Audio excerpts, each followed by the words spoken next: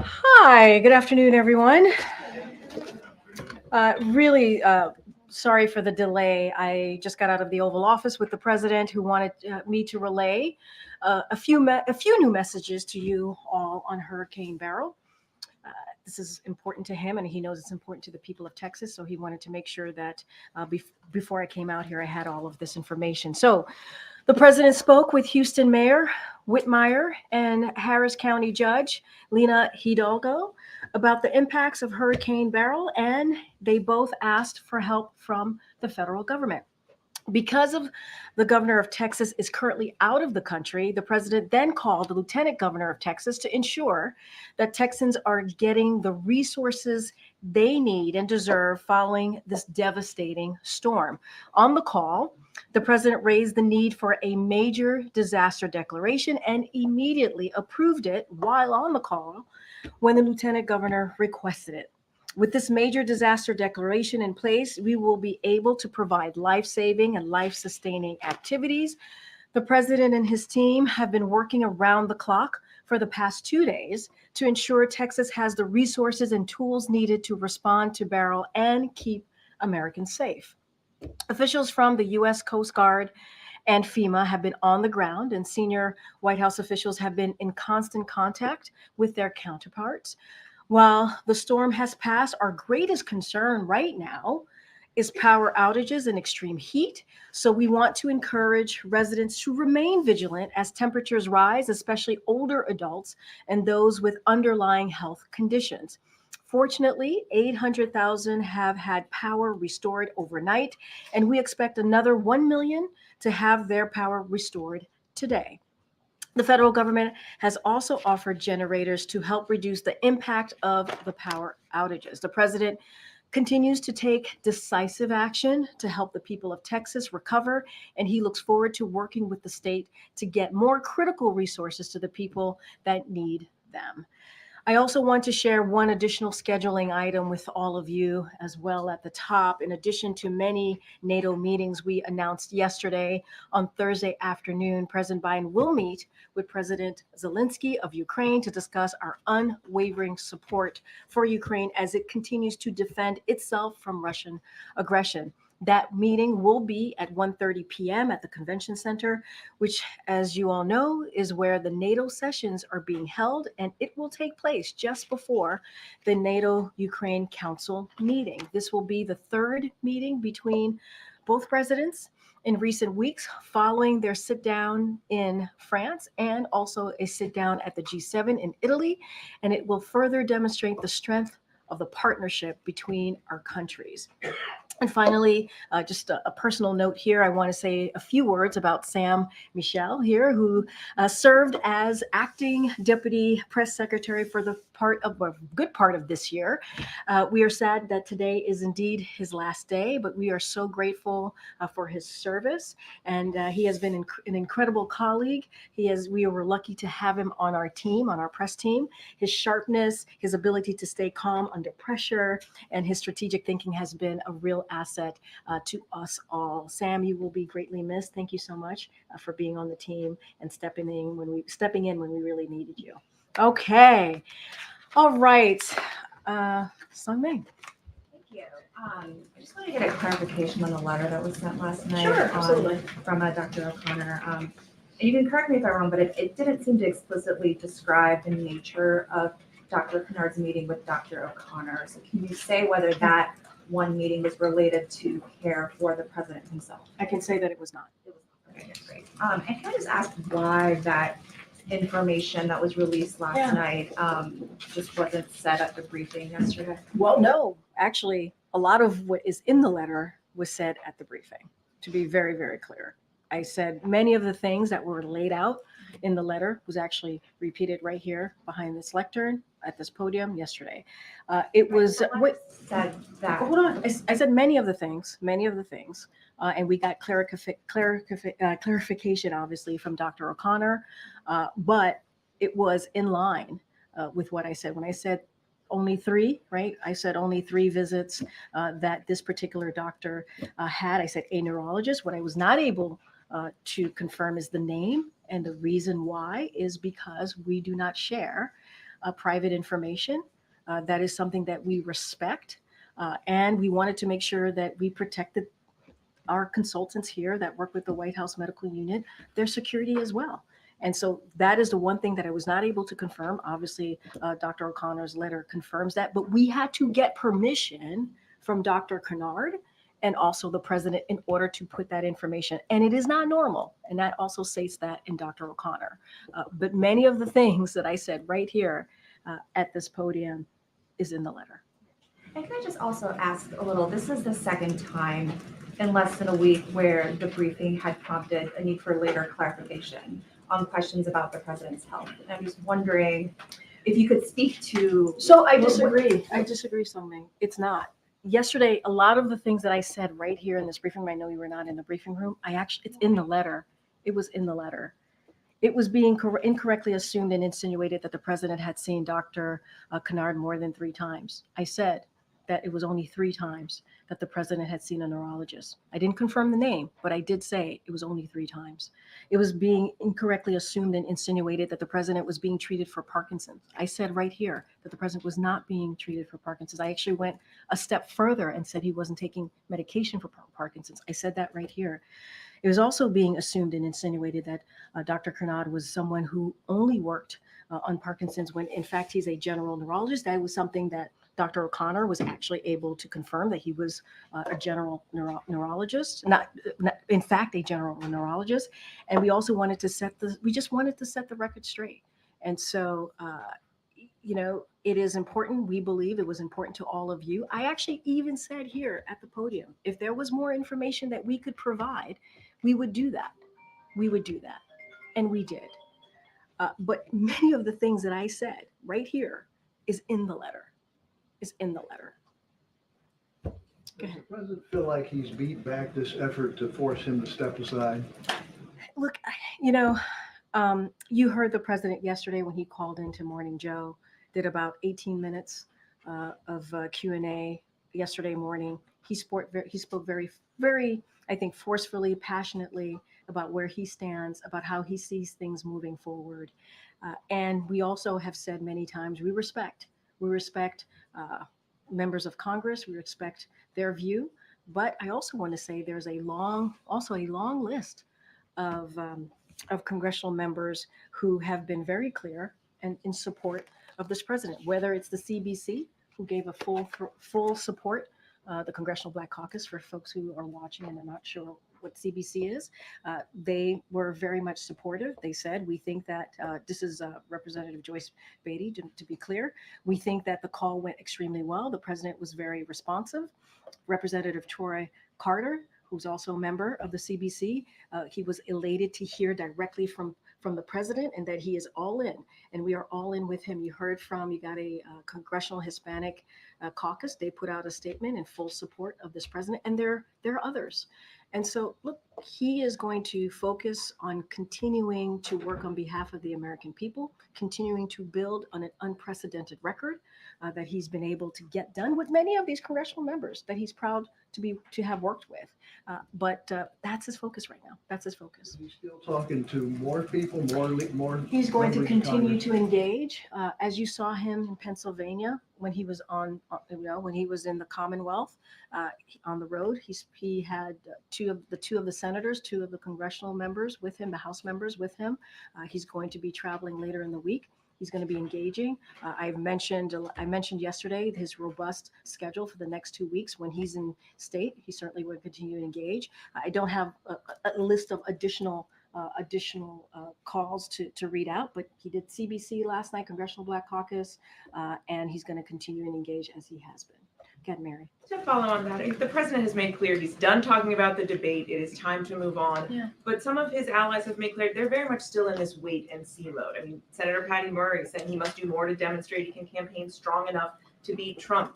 Senator Durbin saying he's concerned whether this is just a one-off or a larger issue. So I guess, how worried is the president that despite his best efforts, he's not going to be able to close the book on these concerns? And Mary, I appreciate the question, but as you know, there are hundreds of members in Congress, hundreds. And I laid out a list of folks who have supported him. We've heard from Senator Coons, we heard from Senator Fetterman. There's support there as well for him. And so just want to make sure that we put that out there as We well. want the party united behind him, Absolutely, right? absolutely. And look, Representative Gregory Meeks said, coming out of the congressional Democrats meeting, said that they're united. And you just saw the Dem caucus leadership take questions from some of your colleagues over at the Capitol. So that is important as well to note. But look, he had a bad night. We've talked about it. He understands people's concerns. We have been out there, as we have been in previous months, but out there obviously in the past 10 days, more than 10 days now, since the debate. And you see from his engagement with everyday people on the ground, you see him with congressional members who are showing their support, speaking on behalf of this president while we're on the ground in that respective state or Commonwealth, being where we were in Pennsylvania on Sunday. And so we're just going to continue that. But look, what I can say is, look, we respect people's opinion. You just mentioned two senators that we were very proud working with over the past 3.5 years to get historic legislation done. And that's what we want to focus on. You're right. We do want to turn the page. You heard me say this last week. We want to get to the other side of this. We want to continue doing the work. And that's what the president's going to do. And just to be clear, does he have plans to talk with leadership again soon? I don't have any calls. We don't have calls to read out or to preview. He is going to continue to engage. I just don't have anything right now to share at this moment. He talked to CBC, again, the Congressional Black Caucus members yesterday. They had a very, very good call. And so he's going to continue to engage. Okay. Thanks, Karine. The White House has obviously fielded a lot of questions in recent days about the president's health, whether the White House has been forthcoming or not about that issue. And I just wondered, have the last 12 days made you reconsider any specific statements that you might have made in recent months on that issue? I appreciate the question. I really do, and the opportunity. I think there has been moments here when I have said, and especially in the gaggle, I think, and actually yesterday, if I have, said misled in something that I've said or haven't had the full information, I actually own up to that. And I actually say, I will do my best to get you the information. Hence the letter for Dr. O'Connor, right? And so I will, I've always said, I've always been committed to doing the best I can to give you the information that we have. That is a commitment from the team. It has been an unprecedented time. I think you guys could admit that, right? It is an unprecedented time. And so we are meeting the moment, a new moment that has never really existed before. And so we want to make sure that we get you all the information that we have. And when we don't have it, we do try our best to provide that information. And so that is something that I'm going to continue to do. And I've always said it is an honor and a privilege to be standing in front of you every day, exercising in the freedom of the press. This is a briefing that is watched around the world because we lead in democracy, right? We lead in the freedom of the press and what that looks like. Honor and privilege, and I will continue to do my best to do just that. And we certainly understand, you speak on behalf of the president and you defend him, his actions, his positions, his policy positions included. Could I just ask you about one example, just going back, that comes to mind? September. In the past, you're talking about the last 12 days? I'm talking about recent months. No, well, you just said recently. It's been, we've been going back and forth. And so in the last 12 days or so. That's how I believe that's how you asked me the question. I was talking generally. Okay. But if I could just ask you about one example. I mean, look, if you're going to ask me about something from months ago, it probably would be fair for me to. I probably won't be able to answer that right away. Whatever it is that you're going to say to me. Come back to us. Yeah, I'm happy to do that. But it's also to say, hey, from September of whenever year, right? That is something that I probably should give a little space to kind of see exactly what you're speaking of. Okay, and that's fine if Yeah. that ends up. I just want to make your sure that we response. kind of give some context here. Yeah. And you'll remember this. This was an event where the president called out Congresswoman Jackie Walorski, looked for her in the room, even though she had recently died. You told multiple reporters at the time, and this was asked in multiple She was different top, ways. she was top of mind. Right, Yeah. it was because she was top of mind for the president. I mean, would you, on that example, would you offer a different I would explanation? not, because honestly, I spoke to the president right before coming out that day, and that is what the president told me. It's not something that came from me. That is something that came from the president. So he was saying, even as he was She- looking for her in the moment, it wasn't a She was misspeak. top. She was top of mind. Okay. That is coming, as you just said in your question. I speak for the president. I speak on behalf of him. That was coming from him, and I was delivering directly from the president what he was thinking at the time. Great. A very different kind of example, and this is more recent. Sure. When the president was in Italy for the G7, and you remember he skipped one of the leaders' dinner, which was a major event for the summit. And I remember you were asked about it by reporters, and you said, we shouldn't read too much into the fact that he's skipping one dinner. I mean, would the explanation actually have been that he was tired and that he needed to skip something that was happening so late in the evening? My answer stays the same. I wouldn't read too much into it. It's not the first time that he has. He has a really busy schedule, and there's a lot going on. As you know, when the president is abroad, he has continued to do domestic stuff as well as meeting with global leaders. And so I truly would not read too much into it, and I will leave it there. Okay, I have a very final question on the annual Sure. letter from Dr. O'Connor. He said that the president continues to be fit for duty and fully executes all of his responsibilities without any exemptions or accommodations. Just because it's been a couple of months, do you know if that statement is still accurate? It's still accurate. So no exemptions, no accommodations? No exemptions, no accommodation. Thank you. Thank you. Karine, there was an announcement from the Department of Justice today about a crackdown effort to interrupt a Russian state-sponsored bot operation, AI-fueled operation, to denigrate politicians in the United States and elsewhere. Do you have any concerns right now that this is the leading edge of any part of a Russian effort to interfere in the election? Has the president been briefed on this? And have you seen any evidence that the Russians or other foreign powers have tried to seize on the debate performance to repeat some of the president's most embarrassing moments? So that's a very good question. I would have to talk to our team about those particular questions that you just asked. There were multiple questions in your statement there. I would leave it to the Department of Justice as what they announced. Obviously, that's for them to speak to. Look, AI has always been a concern. That's why the president made some announcements recently, to take executive action on how we can deal with AI. We want to see more action, more fulsome action legislatively from Congress. And that is something. It is a cutting edge technology that we need to get our hands on and get a better understanding of what it could potentially do. And so that is something that the president certainly is looking to make sure that we deal with this in a full whole of government way. On those particular questions, I would have to check in with our team here, and obviously whatever's related to the Department of Justice in that statement, I would refer you to them. Yeah, that's great. You said just a minute ago that the president wants to turn the page on the last couple of weeks and get to the other side of this, where the White House wants to.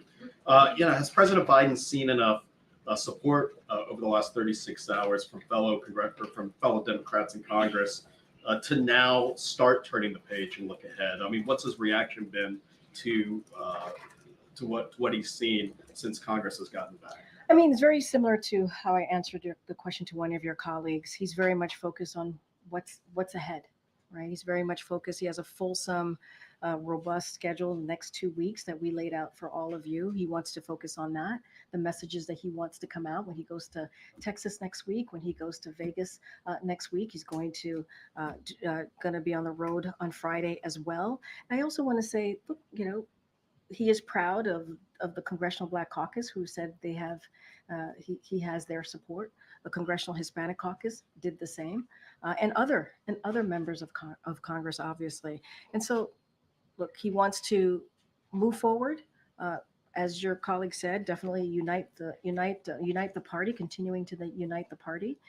We heard from Representative Meeks, who said the Democrats, the congressional Democrats, came out of the meeting today united. I think that's important to note. But the president's going to move forward. He's going to move forward, and he's going to continue to go out there, engage with the American public, like you saw him do in Pennsylvania, and he's going to stay focused on that. What do you feel? Does he feel like he's weathered this storm, so to speak? Look, I think that he is more determined than ever to continue to get the job done, to continue to build an economy that works for all, to continue to make sure that we have a middle class, right, that is strong, right, that we don't have a trickle down economy, that economy that's built from the bottom up, middle out. That's what he wants to continue to do. I think this week with the NATO summit, the 75th year of NATO, let's not forget NATO has helped to protect Americans and also protect the world and what it's been able to do for the past 75 years. You're going to see the president engaging with 32 leaders of this alliance. I think that's really important. That's, again, on behalf of the American people. So he wants to do that. He has a lot on his mind, and as it deals with making sure we deliver for the American people, that's what he's going to focus on.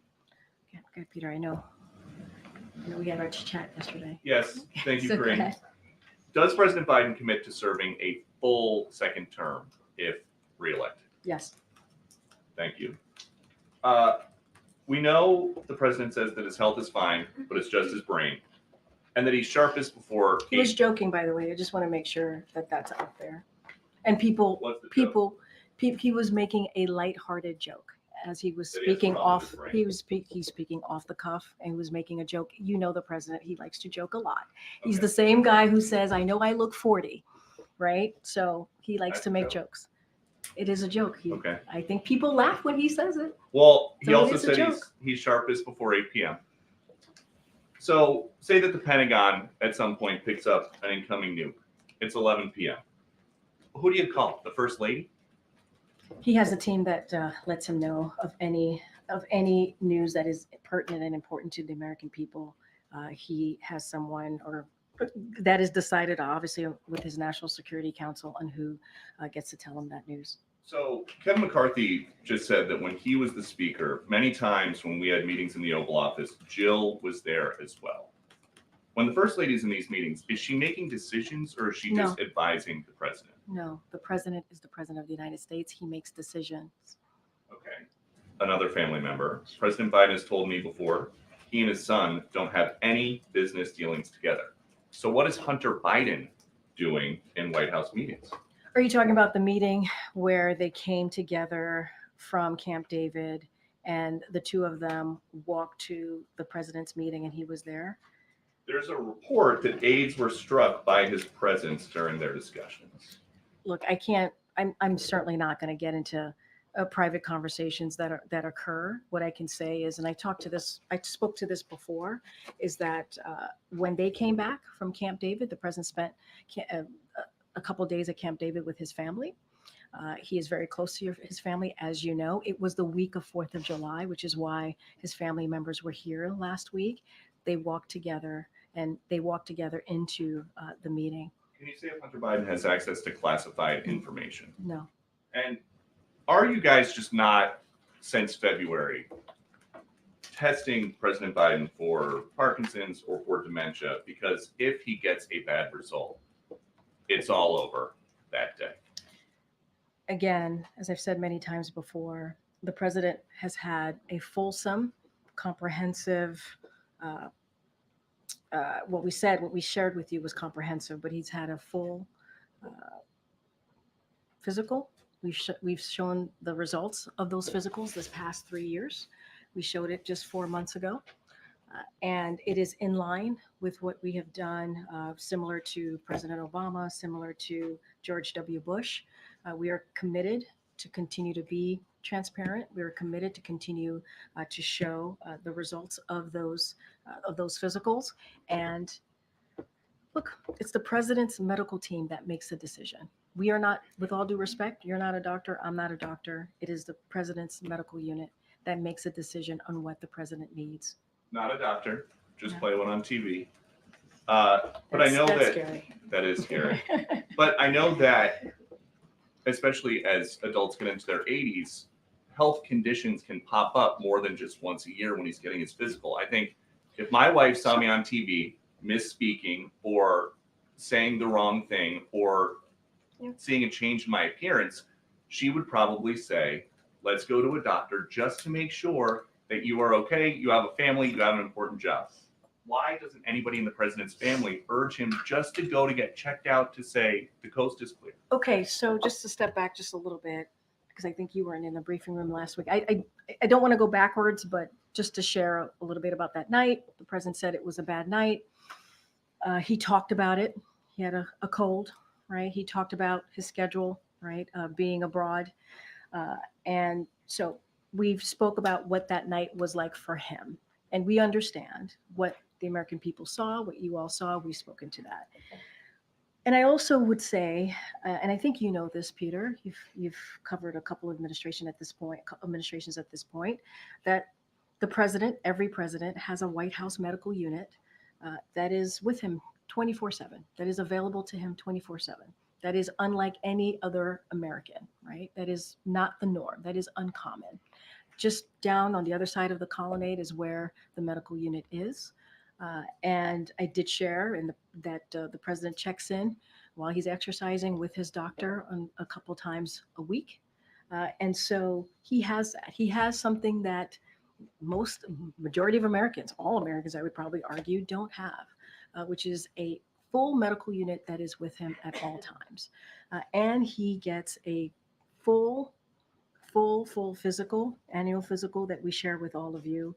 And that is very different than an everyday American who sometimes they're lucky if they can go get a physical. They have to get into a car. They have to take public transportation. The president has, again, a medical unit that's with him here at the White House and travels with So I him. guess the question is just, you're saying this is not a situation where you would rather just not know if there is an What I issue will with the tell you president, is- because if he No. does get a bad result, it is all over. He has First to of all- leave office first of right all- away, can't run for reelection. First of all, it's a hypothetical, right? That you're giving me a hypothetical. But I will also say, just to clear this up, the White House medical unit, his doctor, they don't believe that he needs anything more than what we have been able to provide, a full, detailed, very comprehensive physical that he had 4 months ago. It is their decision to make. It's not yours. It's not mine. It's the White House medical unit. Hi, Karine. You mentioned that the Democratic Party was united, perhaps the leadership, but a lot of rank and file Democrats have a lot of concerns. One of them, Steve Cohen, said today, not only are they not on the same page, but they're not even in the same book. Is the White House concerned about that? Look, I've said before, right? We respect congressional members. They have their opinions. We respect their opinions. Many of them that we had opportunities to deliver really good results on behalf of the American people. But there is the whole Congressional Black Caucus. They support the president. The Congressional Hispanic Caucus support the president. Those are pretty impressive numbers. Senator Coons, Senator Fetterman support the president. There's also another list here that shows support for this president. You're going to have some congressional members who feel differently. That is up to them, right? The president wants to continue. He's going to have those conversations. He's going to engage with congressional members. He's going to continue to do that as he has. That's not going to stop. Obviously, the campaign is doing their work. We're continuing our engagement with congressional members as we do pretty much all the time on whatever issue we want to work with them on. So that's not going to change. You heard from AOC, the Congresswoman from New York. She said, the matter is closed and I support him, right? You heard from Maxwell Frost, who was on CNN today, was very supportive on CNN. So you do have others out there just today or yesterday, giving support to the president. I can't, you're mentioning one person, but there are others as well. Yeah. On a separate topic Sure. slightly, Cedric Richmond this morning, he said that the debate stage was words, the debate stage was performance. I would say look at actions and accomplishments. President's allies had made some version of that argument to not pay attention to what he said on stage, but what his accomplishments are. But when you're the president of the United States, don't words matter? So when you're the president of the United States, I think any leader, right, especially including a former president, your words do matter. You're 100% correct. The president has owned up to that night. He said it was a bad night. He said this many times. He's even said he screwed up. So those are the president's words. That's all I can give you at this time. We do believe that we should not just look at the 90 minutes. The president has done more than any other modern day presidents, administrations. Historic things have gotten done. When I was watching the Democratic caucus, they talked about $35 insulin, right? Capping that. When you think about seniors who are paying hundreds and hundreds of dollars, we were able to get that done because of a very important piece of legislation that we moved through, right? And only Democrats made that happen. That's also because of the leadership of this president. And that's just one. That's a bipartisan infrastructure legislation. There's the CHIPS and Science Act. There's the PACT Act for our veterans. I mean, there are things that he's been able to do that elected officials, presidents before him have been trying to do and could not get done, beating Big Pharma. So there is a long list of impressive things that this president has been able to get done, getting us out of the pandemic, that we do believe is important to note here as well as an accomplishment of this presidency. Another question that I don't think has been asked, correct me if it has. The White House and also the campaign has said that he had a cold that night. He then went to a watch party afterwards, which you have brought up. I was at that watch party. If he did have a cold, why then push him to another event where he spent some 45 minutes along the rope line? I mean, and not just and I would add to that, it wasn't just a watch party. We landed at 2 a.m. in the morning in North Carolina. He greeted hundreds of North Carolinians in North Carolina. He woke up the next day in North Carolina, gave a speech in front of thousands of North Carolinians. No. I'm just trying to you gave me an opportunity, and I'm just using that opportunity, obviously, to lay out what the president did in those 2.5 days. Look, one of the reasons that we shared that he had a cold is because during the debate in real time, everybody heard his hoarse voice, and folks asked, and we were able to confirm right away that he had a cold, and that he was also tested negative for COVID. So we were able to share that in real time. So just also want to share that. Look, he pushed forward, right? Many of us have colds, and we still push forward. He's the president of the United States. He understands how important it is to continue to get up every morning, regardless of how you feel, right, to get things done. That's how this president is. I'm sure that's how many presidents before him were as well, when it comes to really not letting a cold get you down.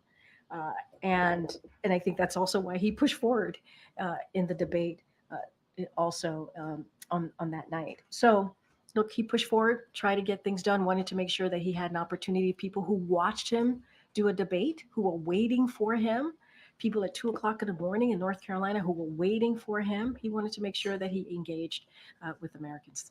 And finally, Karine, this morning House Speaker Mike Johnson said, as he has before, that Democrats have been covering up the president's mental acuity for years.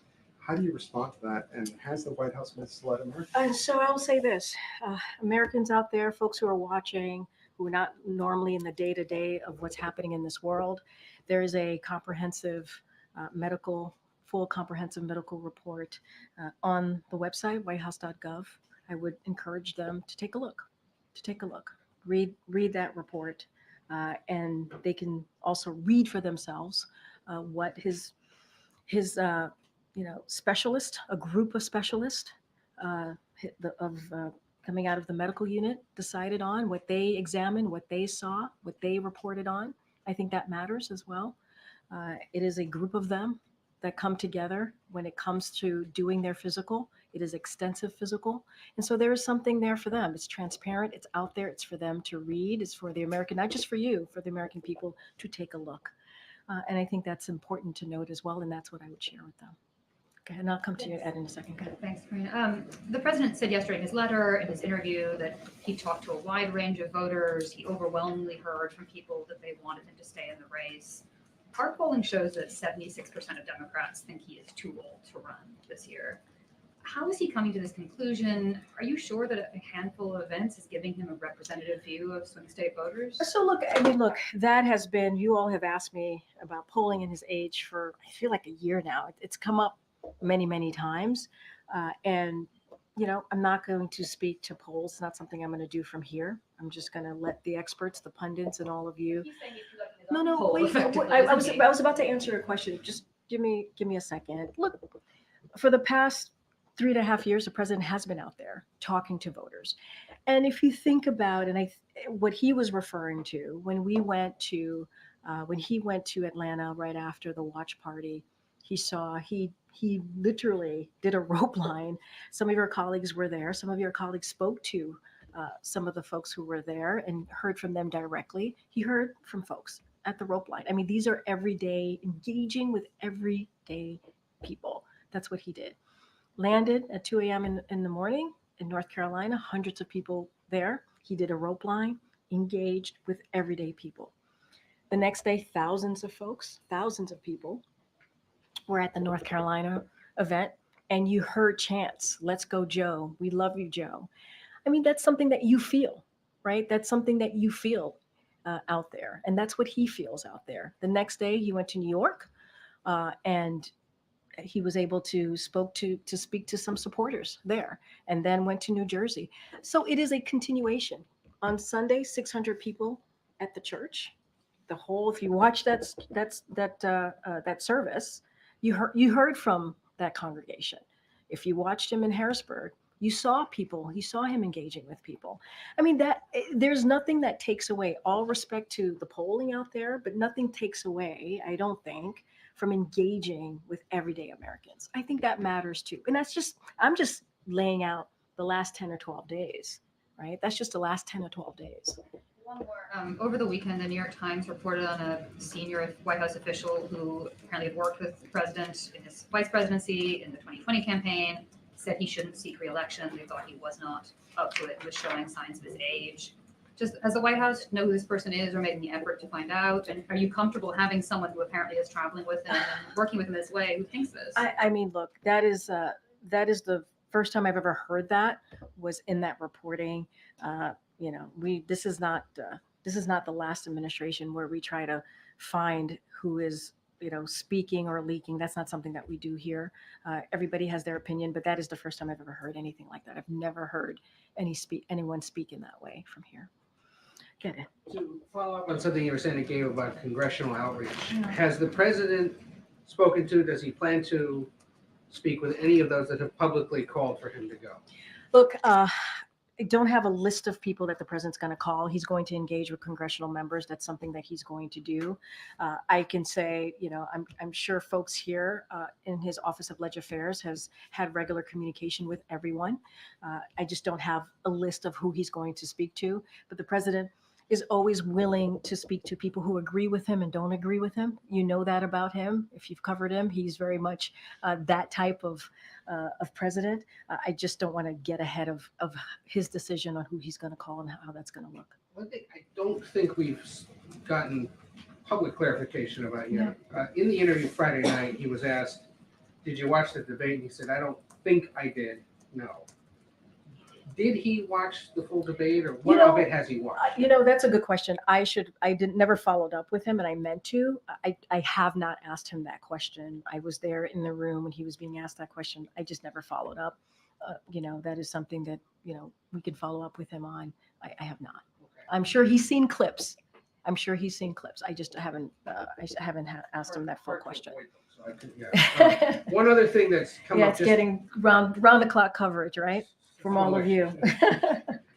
One other thing that's come up in the last little bit, the Director of National Intelligence, Mm-hmm. Avril Haines, I don't know if you've seen this, issued a statement a little while ago Yeah. saying in part, in recent weeks, Iranian government actors have sought to opportunistically take advantage of ongoing protests regarding the war in Gaza, the playbook we've seen other actors use over the years. We've observed actors tied to Iran's government posing as activists online, seeking to encourage protests, and even providing financial support to protesters. She goes on later to urge Americans to remain vigilant as they engage online with accounts and actors they don't personally know. But that's a pretty big charge to make, that Iran may be trying to influence these protests in the streets of the United States. So yes, I know what you're speaking of, what the DNI warned about. Obviously, for any specifics, I would have to refer you back to Director Haynes and her statement. But broadly speaking here, just bear with me for a second. Iran is seeking to opportunistically take advantage of protest. So I want to echo the DNI's remarks today. Americans across the political spectrum acting in good faith have sought to express their own independent views on the conflict in Gaza. The freedom to express diverse views when done peacefully is essential to our democracy. At the same time, the U.S. government has a duty to warn Americans about foreign malign influences activities. This is important to help Americans guard against efforts by foreign powers to take advantage of or co-opt their legitimate protest activities. We will continue to provide these warnings as they arise. And today, I just want to convey and a firm message from here to Iran and any other foreign actor that seeks to conduct these types of influence activities, meddling in our politics and seeking to stroke division is unacceptable.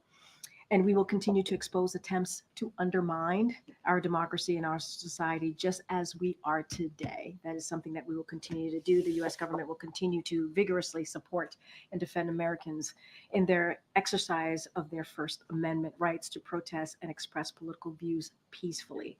At the same time, we will continue to warn against expose foreign efforts to meddle in our internal affairs and attempt to amplify conflict. The former is an essential part of the robust functioning democracy. The latter is a threat, and it will not be tolerated. And the president's been read into all this. He's There's been no problem briefed. with it being shared publicly. He's been briefed, he's been read in, he is aware. And we believe, as I just stated here, it is our duty. It is our duty here as the U.S. government to share that. Okay. I have a question about the NATO summit. Sure. There has been a lot of discussion about Ukraine, but also the southern flank of NATO, countries like Italy and Spain. They want the summit to approve a new strategy to improve relations with countries in North Africa, the Middle East, and work together in challenges like migration or instability. So does the U.S. support this? And is the president trying to or planning to meet with any leaders of the southern flank? So look, I think we announced some of the bilateral. We announced the one with the UK Prime Minister. I just announced with President Zelensky. We will do our best. You know, the president is hosting the 75th NATO summit, so he's going to be pretty busy engaging with global leaders and obviously hosting the event. So if we have anything more to share, I know my colleagues at the National Security Council will do our best to share that with you. We're going to have some deliverables. We're going to have some statements to make, declarations. I'm not going to get ahead of any of that. So I'm just going to let this summit begin and let the president actually lead these in the next couple of days. Does the president support this strategy? I'm saying to you, I'm not going to get ahead of the summit. We're going to have many conversations, many meetings here. I just want to be super mindful. You also asked me about any other bilateral engagements. We've already announced two, and so just don't want to get ahead of anything else. Things happen. When the president is there, he gets pulled to the side. We do pull-asides. We try to share them in real time as quickly as possible. I just don't have anything to share outside of that. Sticking with NATO, are there any details you can share on President Biden's meeting with President Zelensky? Just any details on potentially what they might discuss? If Biden had said he would announce new air defense for Ukraine, will that come up at all? We will definitely, there will be more air defense that we will be announcing. Don't want to get ahead of the president. Look, you saw, as I announced at the top, you saw the president do a bilat with President Zelensky in France and also at the G7. It is always obviously part of those conversations is to continue to show our unwavering support for Ukraine. The president has led in this effort globally, right? If you think about NATO and how the strength of NATO and how it has grown +2 and how we have been able to have a stronger alliance than we've ever had before. That's because of this president, and backing obviously behind Ukraine. That's because of this president. So our support continues to be unwavering, and we will have more to read out from that byline. And as it's the 75th anniversary, Biden's here in DC, obviously, but what does the success look like for Biden, given everything that is going on in kind of the debate aftermath? Kind of what is he measuring? So I'll say this, and I've said this many times before as it relates to foreign leaders. And look, I'll say that the foreign leaders have had an opportunity to see what the president has been able to do in the last 3.5 years. They've seen that certainly up close and personal the last 3 years.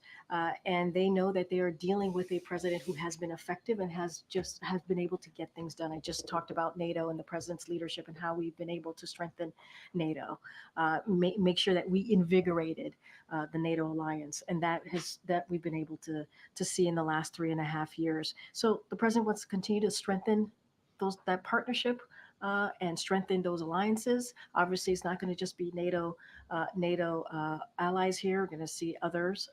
For example, Japan will be here on Thursdays, and other heads of states. I believe there's going to be 38 heads of states that'll be here, and so we want to continue to strengthen those relationships, and that's what the president wants to see. It is an important year, the 75th anniversary, and I think all of the work that the president has been able to do will be on full display.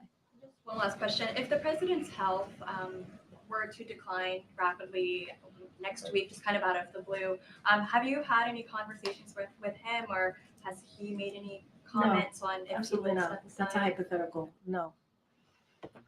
Okay. Karine, stay on the NATO summit. While the summit, of course, is being held in Washington, China is criticizing NATO as the relic of Cold War. It's causing a high security risk to the world and the region. What is the White House response to this? So look, Russia's aggression against Ukraine poses a threat to transatlantic security. That's what it does. And it shows how critical the NATO alliance is and how important it is to continue to make sure that it is strong. And that's what the president has been able to do. I am not surprised. We are not surprised that China doesn't understand that though considering how they are actively enabling, right? They are themselves enabling Russia's war in Ukraine. So it doesn't surprise me or surprise us that statement was made. But look, NATO is an important alliance. It's been around for 75 years, protecting U.S. American citizens, but also the world. And so we are going to continue to strengthen that alliance. Second question, Indian Prime Minister Modi is visiting Russia. We all seen the footage that he's hugging, being friendly with Putin, also seeking deepen bilateral relationship. We see that that Ukrainian President Zelensky already expressed his disappointment. Is the United States concerning that India, as a U.S. ally, might be actually adding Russia either unintentionally or intentionally? I believe my NSC colleagues have spoken to this. I'll just add that and just reiterate that India is a strategic partner with whom we engage in full and frank dialogue, including their relationship with Russia. And we've talked about this before. So we think it's critical that all countries, including India, support efforts to realize an enduring and just peace when it comes to Ukraine. It is important for all our allies to realize this. And so we also believe India's longstanding relationship with Russia gives it the ability to urge the President Putin, to end his brutal war, an unprovoked war in Ukraine. It is for President Putin to end. President Putin started the war, and President Putin can end the war. Okay. Thank you, Karine. A couple questions on unrelated subjects. First, there's been some reporting by my colleagues in the British press that His Majesty King Charles would like to visit his grandchildren in California and could do so in conjunction with a state visit. Has there been any discussion, or will there be any discussion between President Biden and Prime Minister Starmer about such a visit? So I don't have anything to share. That is something, obviously, that the State Department and NSC would certainly engage on if that were to be the case. As you know, the new Prime Minister will be here for the NATO alliance. I just mentioned that there will be a bilat between President Biden and the new prime minister. So the president looks forward to that. An upcoming visit that involves the King Charles. I don't have anything to share at this time. Okay, next question. The president yesterday morning, Joe said he wanted to make sure that the average voter out there still wants Joe Biden to be running for president. And you've rattled off a long list of campaigning engagements that he's had over the last 10 or so days since the debate. Those engagements, whenever the president travels, whether it's part of the campaign or official travel, there are advance teams. People who get near him are screened either by the Secret Service or the campaign or both. So how are these groups of people he's meeting with supporters of his? They are supporters. They get to these official events, these official campaign events. They are known to be supporters of the campaign. They self-select by coming to his events. How are groups of people that come to his events, make the time out of their day to do that, and are vetted by the campaign and allowed into these events, representative of the average voter? And then one. So look, I'm going to be really careful because you're asking me a political question. You would have to talk to the campaign on how the process works, right? No, wait. Give me a second. On how that process works on who's at these campaign events. So I just want to make that clear because I have to say that from here and make that clear. I would remind you that 14 million people, this is something that I can talk about, voted for the president in the primary. That's 87% of the vote. That matters. Those numbers matter. So that is kind of a reality, a data point that matters as well. And so I'll just leave it there. But I think it does matter. I hear the question that you're asking. He's still engaging with everyday people. He's still hearing directly from them.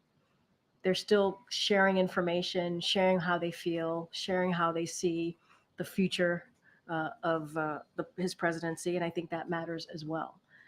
As far as who's in the room, how that comes together, who's in front of him, you would have to speak to the campaign about that. Last thing, you've described his engagements with Dr. O'Connor on a regular basis as check-ins.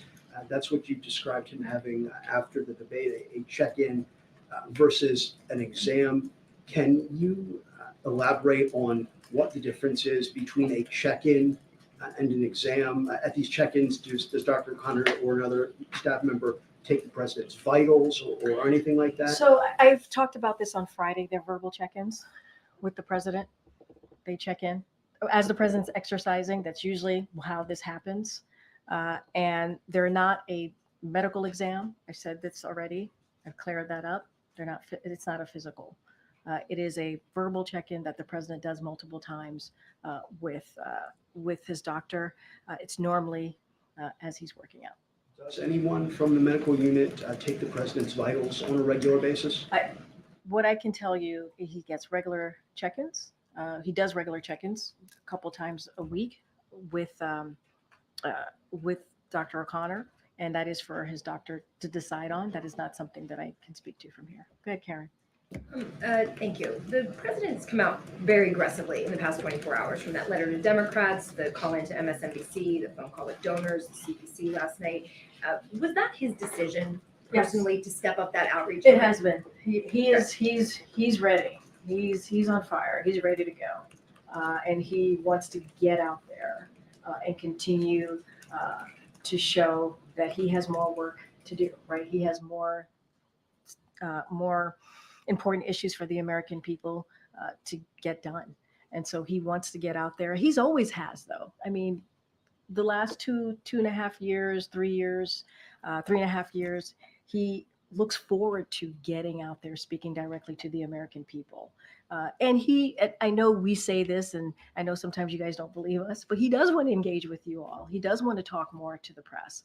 And so now we're certainly going to continue to create opportunities to do that. He's done interviews 47 times in this year alone. And we're going to continue to create opportunities to do this. We're going to get out there so he can engage with the American people more directly. So we're going to continue to do that. But in terms of, especially in the last 24 hours, that type of outreach to ease concerns among Democrats about his campaign continuing, was there something specific that he heard or read that prompted this, it would seem more like a flurry over the last 24 hours that didn't happen last week? We really saw him doing more. I get it. No, I get the question. Look, I wouldn't say there's anything specific. This is something that he wanted to do. And if you think about it, he's been on the road a lot since the debate.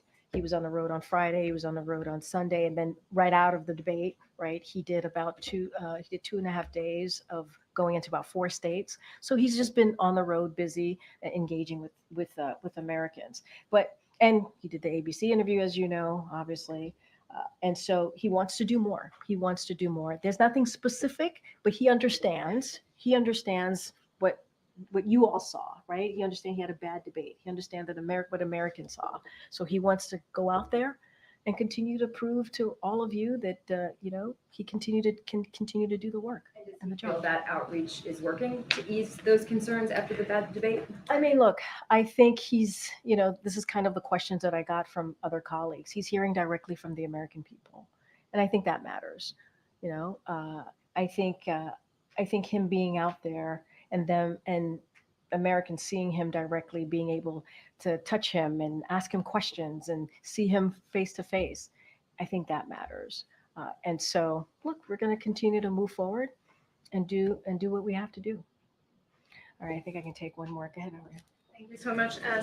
We've seen the president being on the ground more, but we've also heard a slightly new tone from him. He said he was frustrated with the elites of his party. He dismissed polls. He criticized media coverage, saying that journalists get election results wrong. So is this the kind of tone we should expect to hear from him going forward? And does he believe this is the kind of tone that the average voters, as he says, expect from him? Look, I would say this. I think what we've seen the last 10 to 12 days is certainly fundamental to the Joe Biden story. He is someone that is certainly counted out many, many times in his career.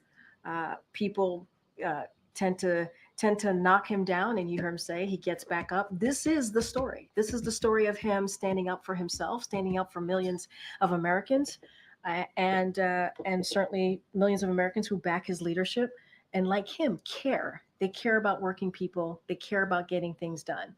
And it really truly is who he is at his core, to fight not just for himself, but what he believes in. And he has seen this over and over again. People count him out. People say he's not going to win. People say, all of the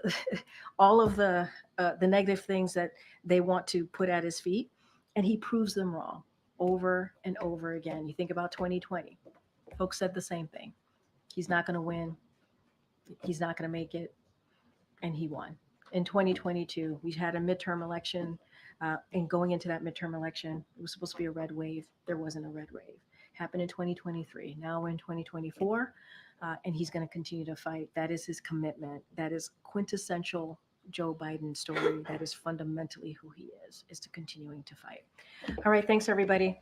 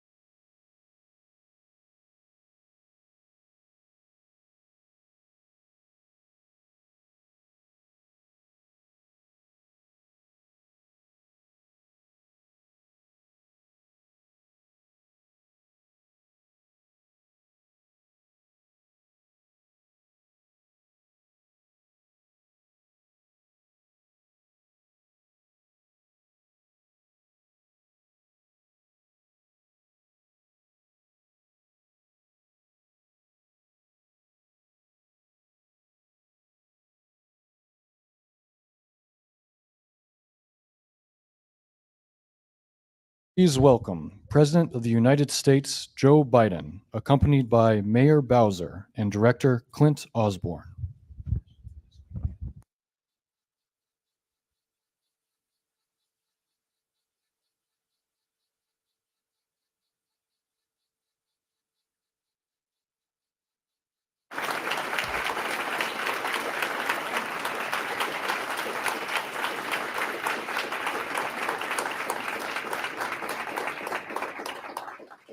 Well, good afternoon, everyone. We are honored to welcome President Joseph Biden to the district's Emergency Operations Center. We call it the EOC. We just came from a briefing with the president and members of his cabinet on extreme weather. And I want to recognize and thank Secretary Mayorkas, who has been with us here at the EOC when we opened it in 2023. This state-of-the-art facility was built with the president's help with a $7.5 million grant from DHS.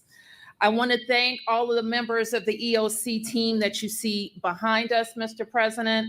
They work daily with partners across the district to keep us safe. We have activated this EOC more than 24 times since opening last year. I've had to declare 34 heat emergencies. And as we know, and we've been briefed on today, they're happening earlier and lasting longer. In the middle of a heat emergency, for example, last year, this EOC responded to Canadian wildfires and the impacts of those fires on our city. A month later, we activated again when we had a short but devastating storm in a part of DC. And we're seeing more and more of the heat. The heat is more extreme. The rain is more severe. And in the winter, we're also seeing swings of one extreme to the other. We are proud, Mr. President, to work with you in it because of your bipartisan infrastructure law. DC will receive over $3.5 billion to upgrade our infrastructure so that our city is more resilient. We know that this is the hard work of government. The quality of our lives and our children's lives depend on this work, and our future depends on this work. And we know that with the leadership of the Biden administration, we'll get this right. Ladies and gentlemen, our President, Joe Biden.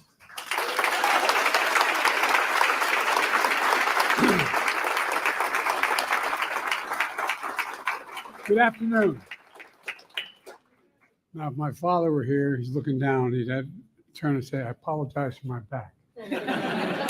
Very impolite to talk to my back to you. Thank you very much. You're doing a hell of a job, all of you. Look, Mayor, thanks for that introduction and joining me today at the DC Emergency Operations Center. I also want to thank the first responders who risk their lives every single day running into danger to save others while everyone's running away from danger.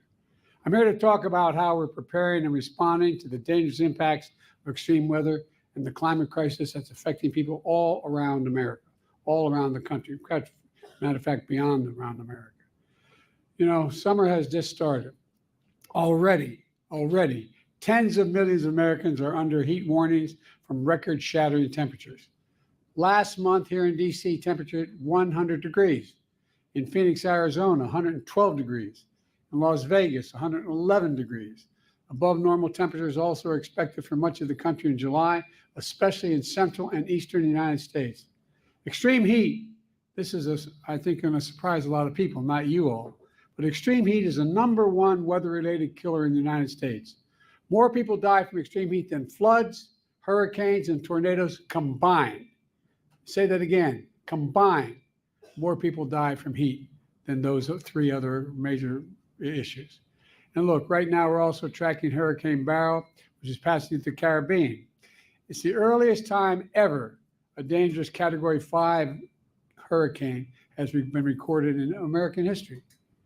People impacted islands and communities are in our prayers, and we stand by to provide assistance to them. Look, extreme weather events drive home a point that I've been saying for so long.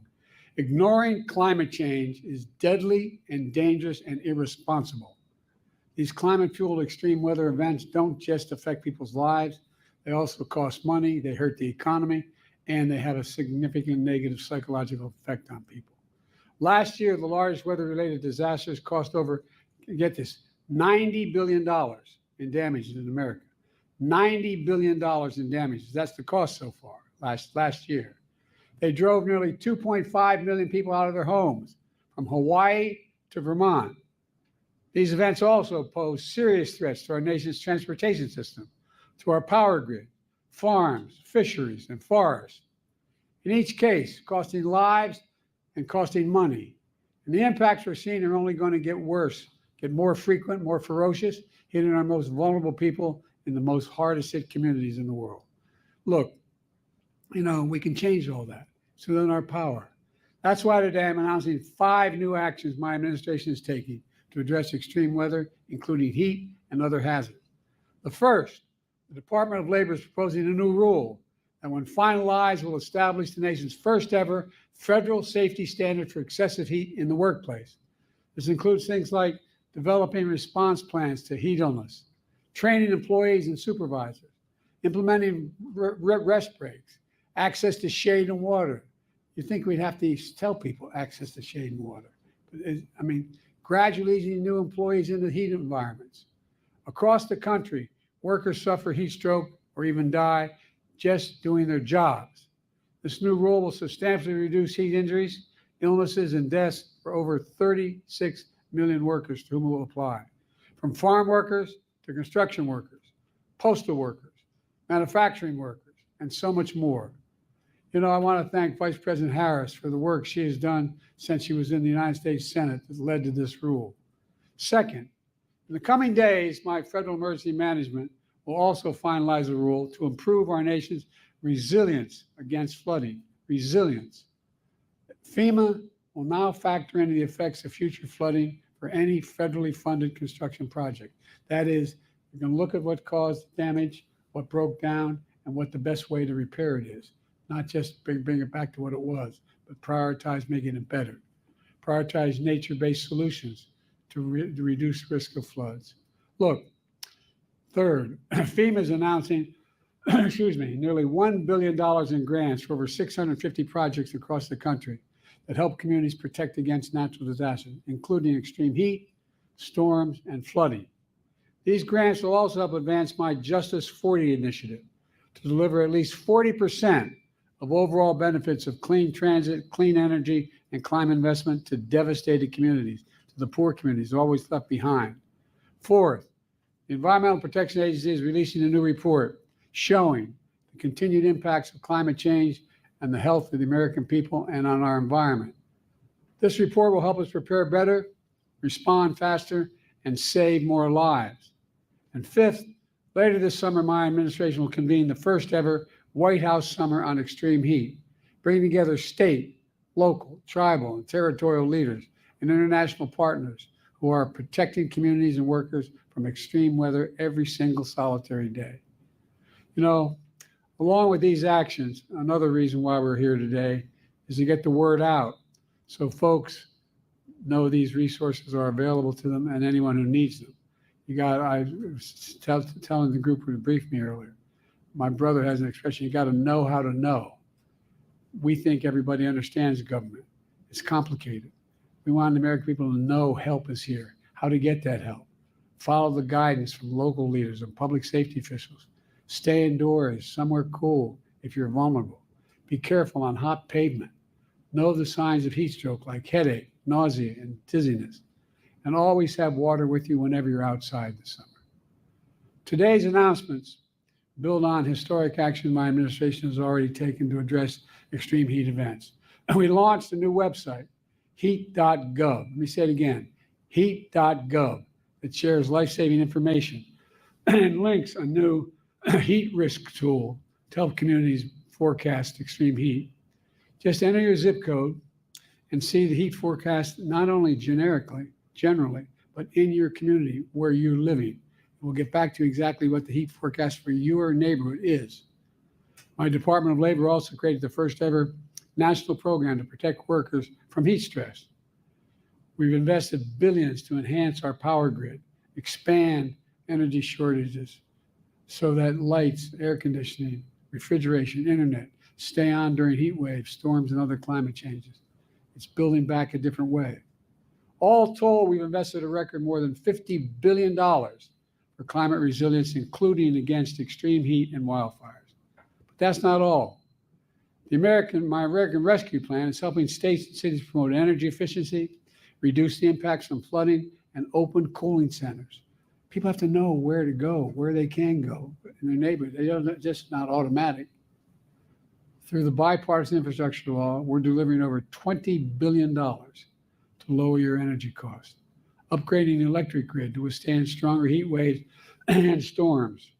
And my Inflation Reduction Act, the most significant climate investment ever in the history of the world, anywhere in the world, has already created 300,000 new jobs, building clean energy we need to cut our emissions and to lead the world. Unfortunately, my predecessor and the MAGA Republicans in Congress are trying to undo all this progress. They still deny climate change even exists. They deny climate change even exists. They must be living in a hole somewhere at the expense of health and safety of their own constituents. They deny it exists. Every single congressional Republican voted against the investments which created these jobs and combat climate change. Many of them are trying to repeal those climate provisions and kill those jobs. I quite frankly think it's not only outrageous, it's really stupid. Everyone who willfully denies the impacts of climate change is condemning the American people to a dangerous future and either is really, really dumb or has some other motive of that. How can you deny there's climate change, for God's sake? Let me close with this. When disaster strikes, there are no red states or blue states. I've demonstrated that. I said, no matter whether you vote for him or not, everyone's going to get treated fairly. They're just communities, not red communities, blue communities. They're just communities. Families looking for help. And my administration is going to be there for you every step of the way. You just have to remember who we are, for God's sake. We're the United States of America. The United States of America, there's nothing beyond our capacity if we work together. So God bless you all. We're just getting started here, man. I'm confident we're going to get this done. Now I want to turn it over to Clint Osborne, Director of the Acting Director of DC Homeland Security and Emergency Management Agency, to tell you what his team's incredible work is doing on the front lines for extreme weather events. Where are you, pal? Right behind you. Hold on. By the way, this guy does everything. I get in the elevator. He's operating the elevator. I tell you, that's what they call full service, man. Full service white glove emergency management. Thank you, man. Yes, sir.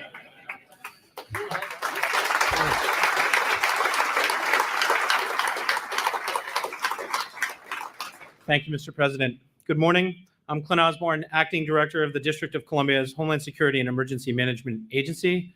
I'm honored to welcome you, Mr. President, and members of your administration, as well as Mayor Bowser and members of her administration, to the District's Emergency Operations Center, or EOC.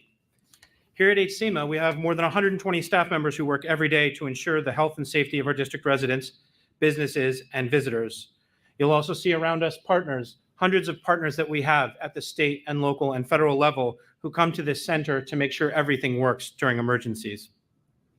During an emergency or disaster, our team also works to disseminate timely life safety information to help residents make informed decisions for themselves and their families. And I think you've given us new guidance to make it clear, crisp, and to meet people where they are.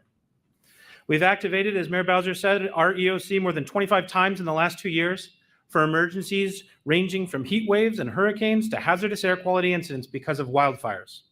Without the support of dozens of district and federal partners, we wouldn't be able to accomplish our mission and serve our community. I'd like to take this opportunity, Mr. President, to introduce you to just a few of the folks who make up the district EOC team.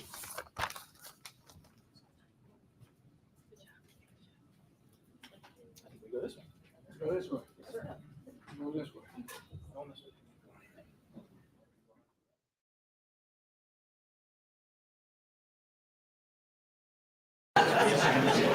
All right, hey you guys, how's everybody doing? Now it's time to settle down. It's great to see all of you. Welcome to the White House. Many of you have been here before, and of course, we wouldn't be here today without the incredible work that all of you have done. And I'm thrilled to help start off this incredible event that the Vice President and the President have been leading. We have so many special guests here, so I thank all of you. My name is Mitch Landrieu. I'm the Senior Advisor to the President and have been tasked with the President to help try to herd cats. Actually figure out a way how to get this $1.2 trillion, this once-in-a-generation investment, down to the ground and then up out of the ground so that we can make, as the president say, build a better America. So we gathered to celebrate and discuss the one-year anniversary of the Lead, Pipe, and Paint Action Plan. And we have some really special guests here with us today that all of you are going to meet that are so important to us. But as you look around the room, it's important, I think, for all of us to understand how this gets done. And from the president's perspective, it can only get done when we do it together. And the together means federal, state, local. It means regional. It means geography. It means race. It means class. It means everybody. Because this president and vice president know that diversity is this nation's greatest strength. And the only way we can do great things is when we do them together. So it's about partnership. It's about collaboration. It's about communication. It's about really getting down to the ground and building a better America from the bottom up and the middle out, not the top down, hoping things just trickle down to the bottom. And he's not just talking about money.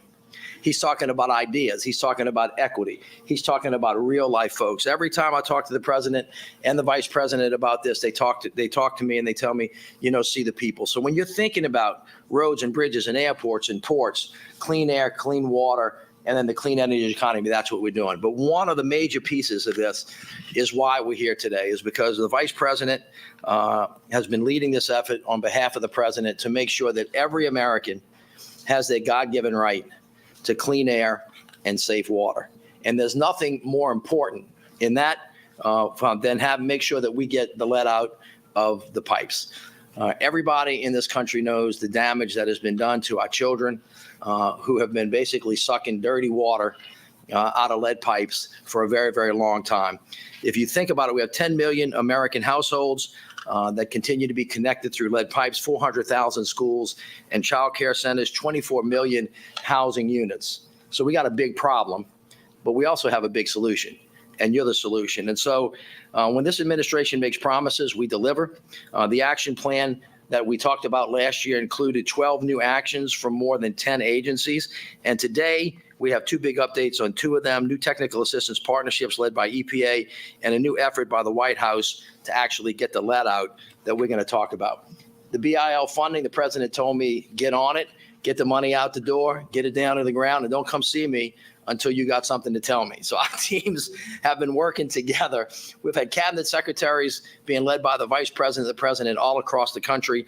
And then just this last year, we've pushed $185 billion out of the door. We have 7,000 projects. This year, we'll have 20,000 projects that are in formation. And of course, I've been with many of you to announce some of the initiatives. The bill that we're talking about has $15 billion in it, directly focused on getting the lead out, and another $12 billion of formula funding that can be used to this. We've already allocated $2.9 billion of it. And we also have $350 billion that of ARP funds that have been sent to the cities and to the states that can be used for this purpose as well. So there's no reason, if we really do this right, and we're very thoughtful about it, why we can't actually get the job done. But the president says, don't tell me about the money.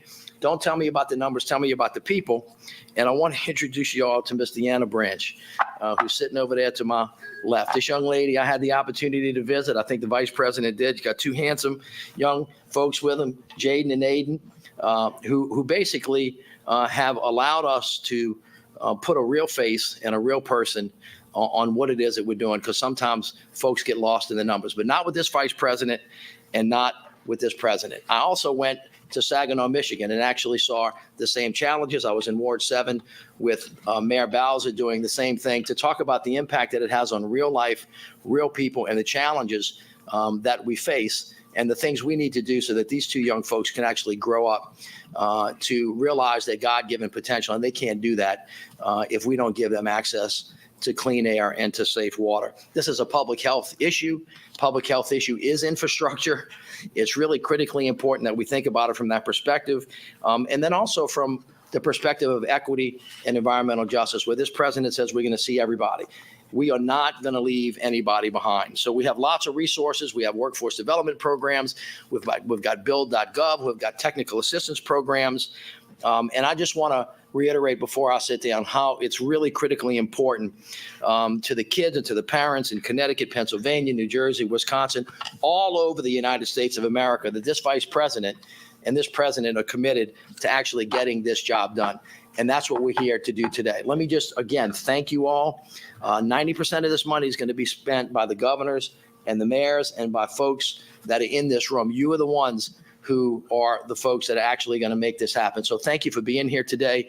We're going to have a great day of many different panels, and then we're going to be joined wonderfully by the vice president a little bit later. So thank you all very much. And now let me help welcome one of the great quarterbacks of this effort, somebody that I have worked with really, really closely on a lot of these issues, and I cannot speak highly enough about you, the wonderful Radhika Fox. Thank you, Radhika.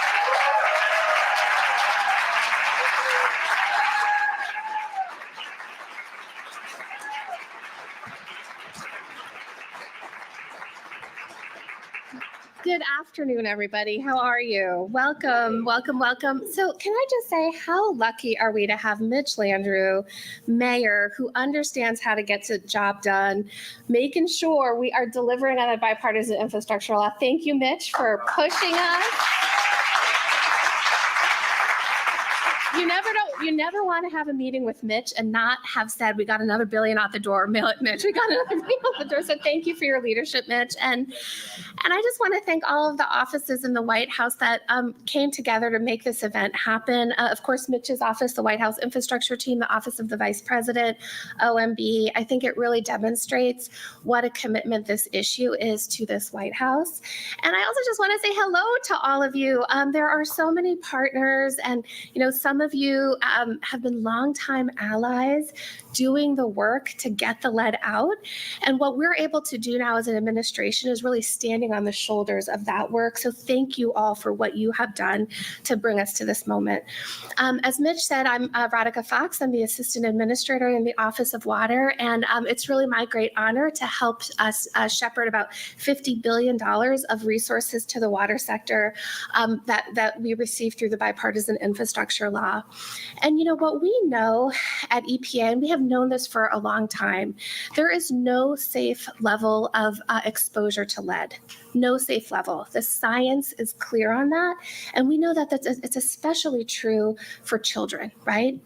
And that is why President Biden has made such a deep commitment to get, his goal for us is to get 100% of lead pipes out in a decade. Because what he wants, what we all want, right, is that we want everyone to be able to turn on their tap and for that clean water to come out, that they can drink a glass of water and know that it's safe, that they can make formula for their children and know that it's safe. That's really what this work is all about. And so over the last 2 years, the EPA, under the leadership of Administrator Regan, has been trying to use every tool in our toolbox to get the lead out. We've put out in this year alone $1.2 billion in dedicated funding for lead pipe replacement to 21 states, tribes, and territories. And look, there's still more of that. There's $15 billion. So we are waiting for those intended use plans from you states so we can improve them and get more resources out to communities. We've also been working to develop guidance that will help local water systems identify and build lead service line inventories. And we're also working very hard on a more protective lead and copper rule that we're going to be proposing by the end of this year. So we are doing everything that we can at EPA to get the lead out. And that's why I'm so thrilled today to announce a new technical assistance initiative that we believe is going to help us go farther and faster towards President Biden's vision of lead-free water systems. It's called the Lead Service Line Replacement Accelerators. The accelerators are a partnership between the states of between EPA and the states of Connecticut, Pennsylvania, New Jersey, and Wisconsin. And what we're going to be doing in 2023 is working with 40 underserved communities in those 4 states to rapidly get the lead out. And for us at the EPA, this is very much an equity issue. because when you look at who is suffering from lead contamination in this country, we know that it is underserved communities, particularly low-income communities and communities of color that are most impacted. And we also know these are the same communities that don't have best-in-class technical assistance. They don't have the resources. They don't have the managerial knowledge to get the lead out. And that's what these accelerators are doing. They're saying every community in this country should have access to the technical assistance to be able to do this work. And that is what the accelerators are going to be providing from start to finish, from identifying that lead pipe to getting it out once and for all. And for us, this is just the beginning. 2023, we're starting with 40 communities, but we're not going to stop there. We're going to learn from what we do in this year so that in 2024 and beyond, we scale this to every community in this country that wants to get the lead out. So that's our announcement, but let's now talk about the really incredible innovation that's happening all around the country. And so I want to invite the first panel up. Come on up.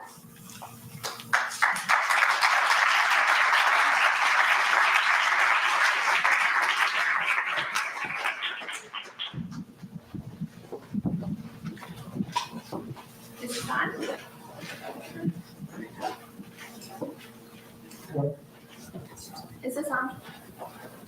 Is this one on?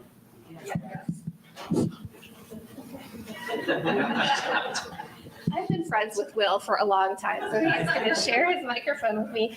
So I have to say, I have an all-star panel here, innovators in very different ways on this issue of how do we get the lead out. So starting from that side, we have Kareem Adeem from Newark Water and Sewer. Next to me is Will Pickering from Pittsburgh Water. Sean Tourette in the middle, the Secretary for the New Jersey Department of Environmental Protection, and then Kevin Riley sitting next to him from LIUNA. So I'm going to start with you, Kareem. So I was thinking about how about a year ago, some of us had the opportunity to come to New Jersey, including the Vice President, to celebrate, a moment that we really want every community in this country to have, which is that Newark worked to get all the lead out. And you did that against a lot of odds. There were policy hurdles, there were funding challenges, there were issues around community acceptance. So tell us, how did you get the lead out, Kareem, and what advice do you have as we launch this accelerators program? Yeah, thank you, Radhika. First and foremost, got to acknowledge that it's going to be ugly at times. I mean, you're not going to do everything perfect when you start. And I think those were some of the first hurdles that we encountered moving forward. But overall, just the collaboration, political collaboration, with the local government, the county and the state, we were able to do that. And, the commissioner sits right here, and I never told him this, but I'm going to say it today. Before he was the commissioner, he was the chief of staff or assistant commissioner. He was the person that navigated the bureaucratic red tape with the state regulatory agency, right? To make sure that when we had an issue, we brought it to his attention, and he was the go-to to say, Sean, we're trying to move the project forward. And he made sure that it was a team that was strictly developed to look at lead service line replacement. So I encourage every state to do that, right? Here's a team in water supply, and they're going to handle lead service line replacement to make sure we're fast tracking and not holding up documents to move things forward. And that was a key effort. The collaboration on the state and federal and local level played a huge role because it allowed us to say we're removing lead service lines. We don't want to use this money to pull out permits to have municipalities trying to get rich to be paving roads.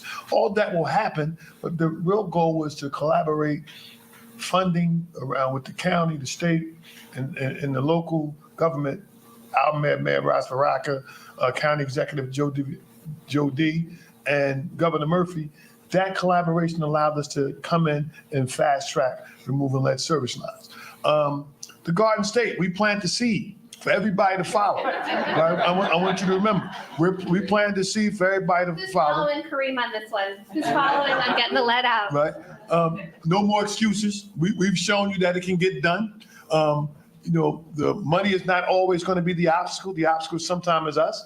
And we're happy that the Biden and Harris administration has put money available that we didn't have the opportunity when we started. So this money available, we need to start lead service removal in our communities, take full advantage of it. And again, no more excuses. You have the money and we're here to help you. Look, we're here to help you.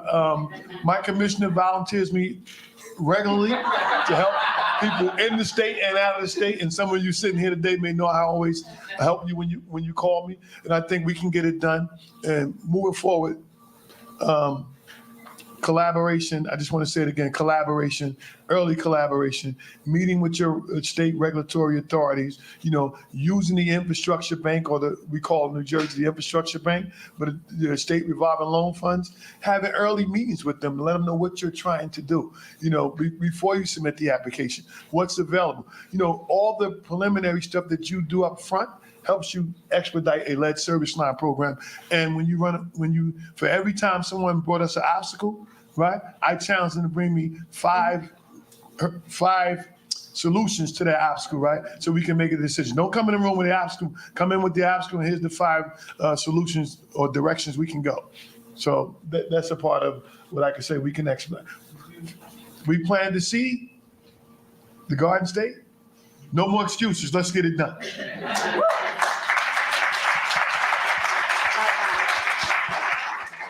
No more excuses. We're getting the lead out. Thank you, Kareem. So Will, I'm going to go to you next. So I can say this, which is that, when Will joined Pittsburgh Water, he really brought around a turnaround story.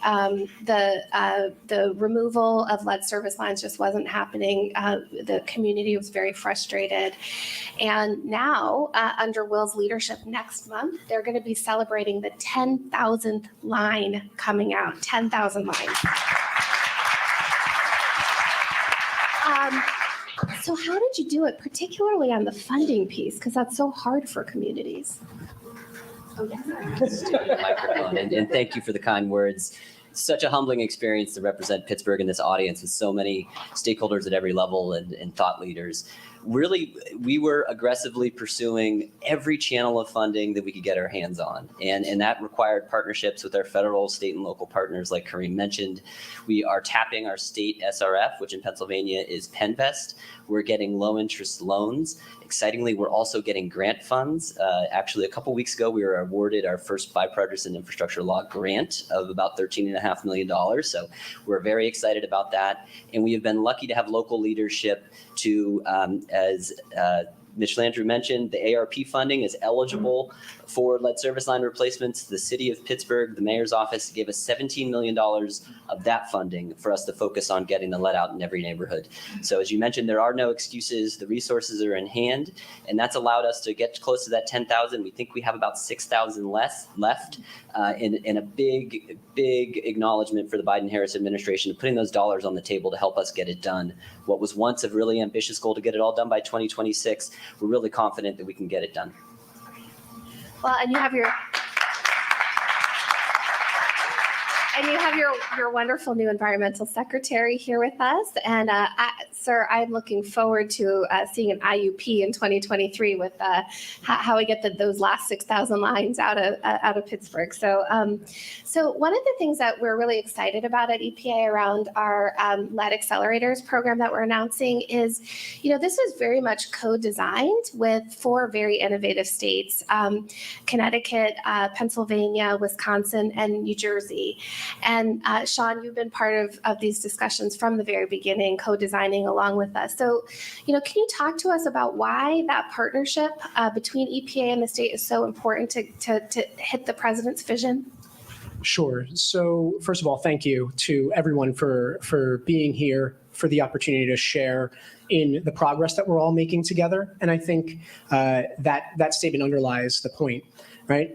The way that we're going to go about building the infrastructure that every single American deserves, right? The right to clean water is of one of many priorities, getting the lead out of our water and away from our kids. But no one of us does that alone, right? And so one of the things that we focused on with EPA, and Radhika, you and your team have been amazing. Thank you for the support and the leadership.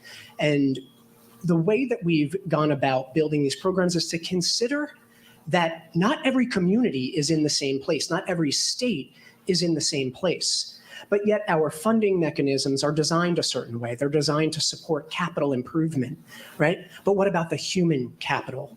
What about the capital that it takes to ensure readiness, right? Because readiness is everything. You want to take advantage of this once in a lifetime opportunity. You need champions who are going to help get you ready.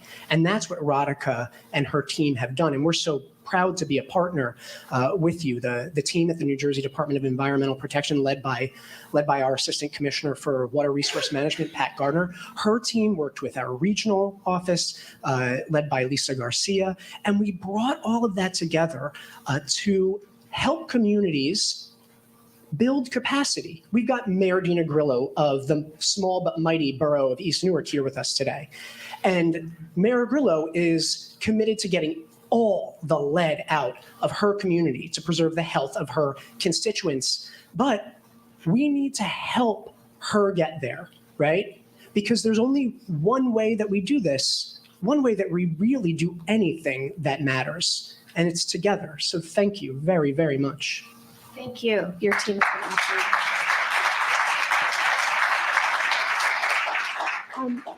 So Kevin, you know, as we've been talking about this work and doing this work at EPA, one of the things that we see is, you know, this is, 6 million to 10 million lead service lines out there. They're in neighborhoods. You know, we got to go block by block to get the lead out, right? And it's an incredible opportunity to also focus on workforce development and economic growth for our communities. And I think LIUNA has been such a leader on this issue, and I think saw very early on how lead in drinking water is such a key labor issue as well. So can you talk about, you know, why LIUNA is so focused on this? Sure, and thank you so much. LIUNA represents about 500,000 union laborers in the United States and Canada, and water and sewer infrastructure is what they're doing every day. But you remember there was a dark time before the bipartisan infrastructure law when nonstop work for construction workers was just not available every single day. You know, you have to look for opportunities, you have to hustle to make sure your members have work.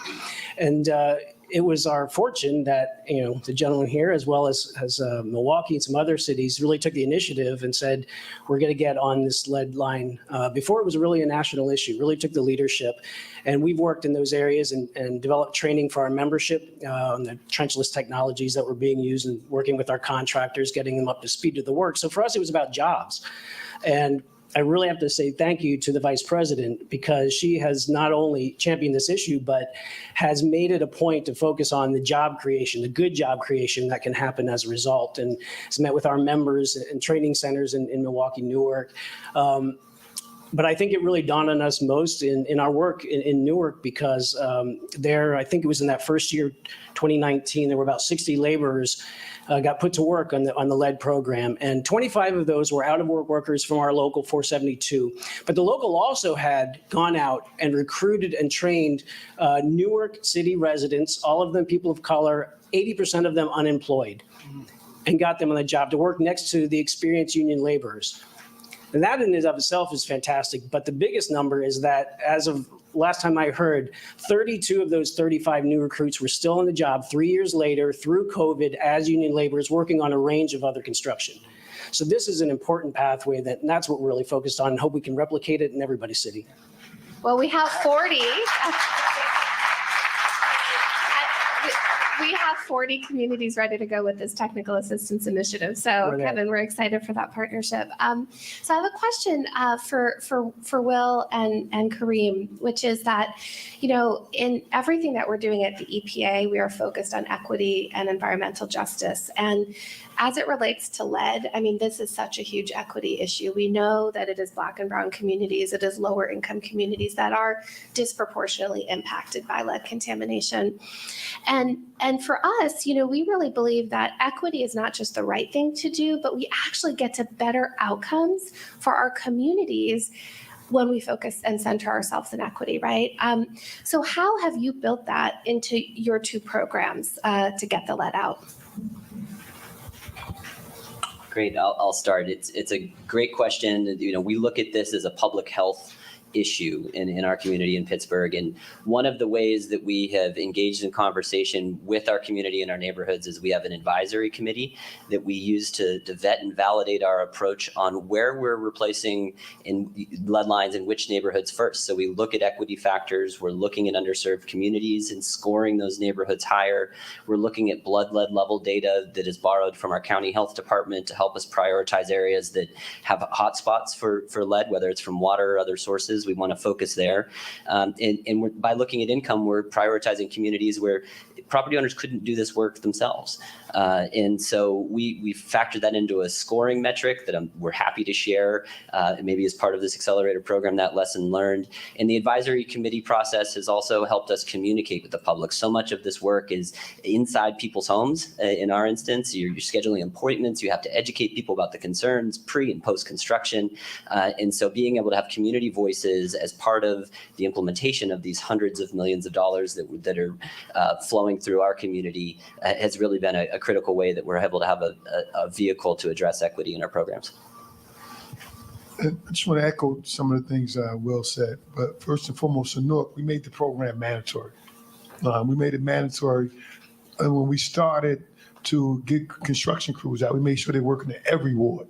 Although we prioritize all the areas around schools and daycares and the areas that may have high contents of lead, having a mandatory program worked. And then we had trusted advisors. Those trusted advisors, those community groups that live in the community, that actually operate in the community, those small community groups, they have the pulse of the community to help us get the message out of what we were doing. And we wanted to monitor how we were working the program throughout each ward in the city. Newark has 5 wards. We wanted to make sure we had resources in all 5 wards at all times. And we wanted to make sure that our community groups, who were the trusted advisors, contributed to getting the message out, whether it was door knockers, signing people up for right of entries, and we eliminated the cost barrier, right? We understood that in the city of Newark, a large majority of Newark, maybe 70% of Newarkers are renters. They don't own their own homes. And some of the companies that own the homes, LLCs or banks or financial institutions that didn't care about replacing the lead service line. So we put legislation or ordinances in place that the residents can give us permission to come into the home and sign a right of entry and allow us to replace the lead service line. I think those are key factors. That spells equity and inclusion all over it, right? You live here, you got a lead service line, sign the paper, we're coming in, and you won't be punished, right, for allowing us to come in. Our initial goal was to come in and remove the lead service line. So that, coming in and sticking to our word of what we were going to do and follow through with it and monitor it and letting residents know, communication. You may not always get it right, but that don't mean you stop. You continue to communicate, continue to, acknowledge at times when you made a mistake. You should always acknowledge it, but here's the plan to move forward. And doing that, the residents believe you, the community believe you, and you'll accelerate a lead service line replacement program. Thank you. Thank you. So Sean and I have talked a lot since November 2021, when the president signed the bipartisan infrastructure law, as well as with all of his counterparts, because, when the president designed the bipartisan infrastructure law, the water part of it, it was built as this partnership between states and EPA. And I will say, it's been absolutely phenomenal what we've achieved in year one. $4.7 billion of SRF money out the door to 47 states, tribes, and territories. Just phenomenal. So Sean, I don't know if you thought we could pull it off, but we're pulling it off, right? But so tell us, based on what you and New Jersey have learned over this first year of bill implementation, what are you going to apply as you think about the accelerator work and going faster and further on the lead issue? I think we're going to lean more into partnership, because that's the way to get it done. Partnership with our friends in organized labor, right? With our communities, right? Practicing the principles of equity and environmental justice that we expect of the regulated community, we expect of ourselves, right? Moving forward with a community first imperative. And we also have to make sure that we're leveraging the multiple opportunities that not just the bipartisan infrastructure law offers and the ARP offers, or IRA, or any one of these gargantuan investments in our infrastructure, but also our tried and true programs and those that have been expanded over the years, like the WIFIA programs and SWIFIA programs that can help us as states to reduce the debt burden, both on state government and on local government. And EPA can help with that. We in New Jersey just got a $500 million loan. And yes, I know the money is best when it's free or looks free. But by doing this piece of work over 5 years, we're going to save taxpayers $72 million in interest, right? And then we leverage that with private investment funds through our infrastructure bank and revolving payments to our SRFs. And we are able to pull together a statewide water infrastructure investment plan that can make a real difference. And so we're going to lean more into that and take on every opportunity that's put on the table and join others in doing the same. Very exciting. Very exciting. So, Kevin, one of the things that I've observed about LiUNA's work in both Milwaukee and in Newark is how LiUNA was there on the front end of the program. So can you talk a bit about, how that's led to the results it has and sort of advice around that moving forward? Sure. I think there's really two pieces of that. One is that, our members live in a lot of the neighborhoods affected. And so they are very good third-party messengers. They got friends and family who are affected, they're affected.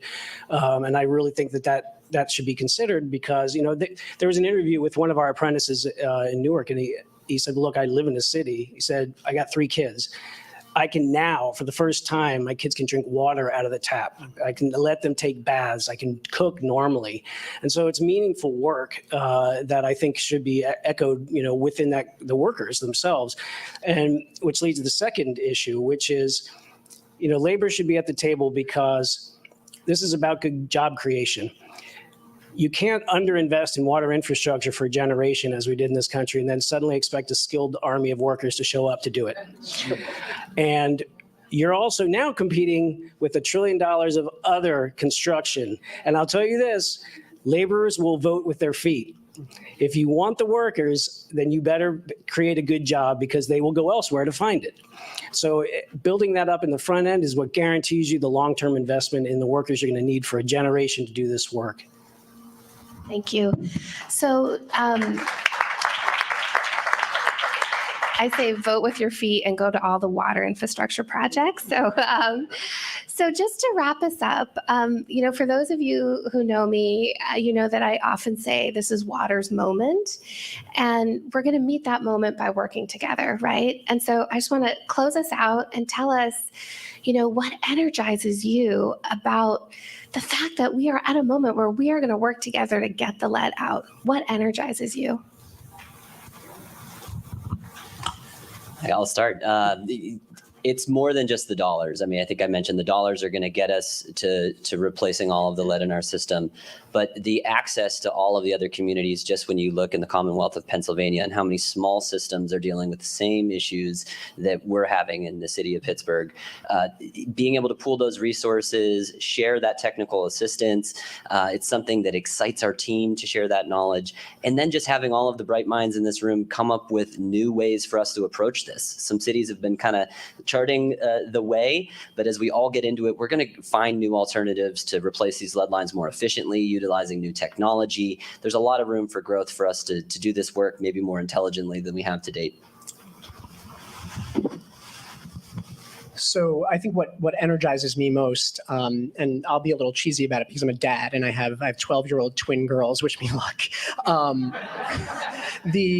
And so I think a lot about how I see the world through their eyes. Right. And whenever there's a news story about a community struggling with a water issue, they are concerned and they want to know usually what I'm doing about it, even if it's not in New Jersey.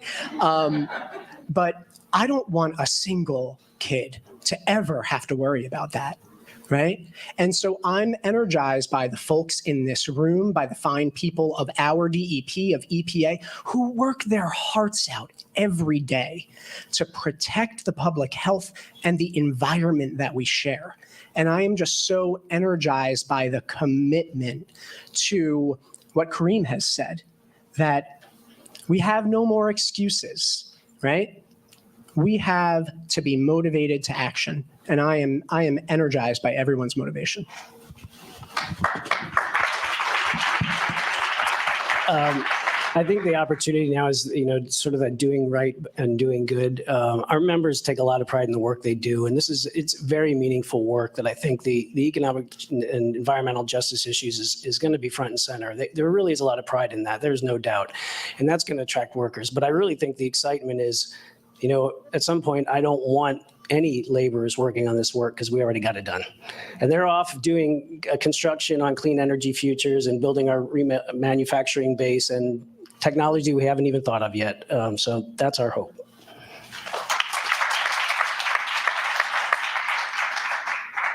What I'm excited about is, future generations of young kids. Tens of millions of kids will not be potentially exposed to lead in the drinking water, right? Because what we're starting to do now and the investment in infrastructure in the future will make sure those undisturbed communities are at the front of the table, right? And making sure we're not being overlooked. So I'm excited to see that, this investment in what we're doing now will potentially protect tens of millions of kids from potentially being exposed, future generations, from lead in drinking water.